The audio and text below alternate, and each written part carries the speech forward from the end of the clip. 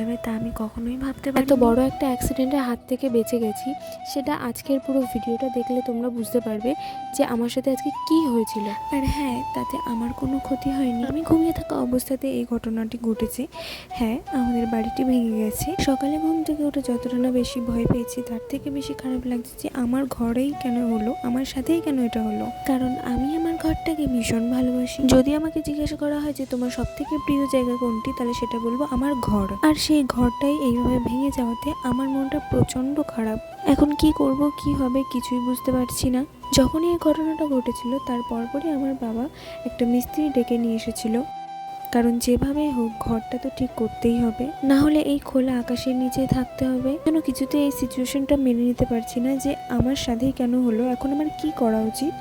যেভাবেই হোক আমার একদিনের মধ্যেই এই ঘরটা ঠিক করে ফেলতেই হবে, না হলে এই ভাঙা ঘরে থাকা ছাড়া আর কোনো উপায় হবে না। যেহেতু একা হাতেই সবটা করতে হবে, তাই আর দেরি না করে ঝটপট কাজে লেগে পড়লাম। আর আমাকেও তো আমার কাজগুলো গুছিয়ে নিতেই হবে। মনের ভিতর কিন্তু একটা ভয় কাজ করছে যে এই একদিনের ভিতরে কি আমার এই পুরো ঘরটা কমপ্লিট হবে। যদি কমপ্লিট না হয় তাহলে হয়তো খোলা আকাশের নিচেই রাত কাটাতে হবে। এই যে উঠোনে পাতাগুলো জমা হয়েছে দেখছো, এই সব পাতা কিন্তু আমার ঘরের মধ্যেই ছিল। ঘরের চালটা ভেঙে পড়ার সাথে সাথে এই পাতাগুলো আমার ঘরের মধ্যে এসে পড়ে। ঘর ঝাড় দিয়ে বের করে নিয়ে এসে উঠোনে নিয়ে এসে জড়ো করেছি, যাতে সব পাতাগুলো অল্প অল্প করে নিয়ে আমি অন্য জায়গায় ফেলে দিয়ে আসতে পারি।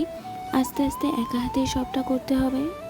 বাবা যতটা পারছে ততটা আমাকে হেল্প করার চেষ্টা করছে। বাবা আর মিস্ত্রি কাকু ওরা জানতোই না যে আমার ভিডিও হচ্ছে, যার জন্য ওরা আমার ভিডিওর সামনে বারবার চলে আসছিল। আমার ধুলোতে অ্যালার্জি থাকা সত্ত্বেও আমাকে এগুলো করতে হয়েছে, কারণ আমার মাথার মধ্যে শুধুমাত্র একটাই চিন্তা ঘুরছে, সেটা হলো আজকের ভিতরে যদি ঘরটা কমপ্লিট করতে না পারি তাহলে হয়তো এইভাবেই খোলা আকাশের নিচে থাকতে হবে। দেখতেই পাচ্ছ যে কি অবস্থা হয়েছে আমার বাড়িটার। প্রত্যেকটা জিনিসপত্র অগোছালো এবং নোংরা হয়ে গেছে, উপর থেকে ধুলো পড়ে। এত ব্যস্ততার মধ্যেও আমি যেটুকু পেরেছি সেটুকু ভিডিও নেওয়ার চেষ্টা করেছি।